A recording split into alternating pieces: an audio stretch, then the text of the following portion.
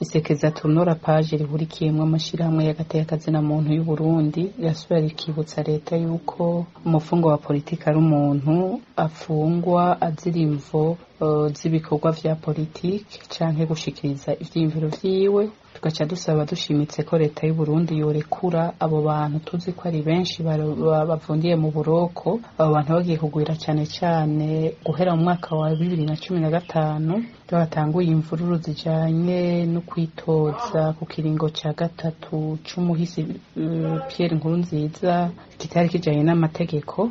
Turazi ko bamwe barekuwe, abo turazi ko bakiri mu buroko. Tugasaba rero ko imanza z'abo bantu bakiri mu buroko zikorwa n'ingoga, zigakorwa hisunzwe amategeko y'igihugu n'amategeko mpuzamakungu. Aha turagaruka cane cane ku baharanira agateka muntu batanu bafunzwe, n'umumenyesha makuru Florine Yangabiye bafunzwe bazira ibikorwa intererano batanze mu vyerekeye kubahiriza agateka muntu. Tugasaba ko n'abo bantu barekurwa vuba, kuko gufunga abo bantu n'ibintu biterekana ishusho nziza y'igihugu.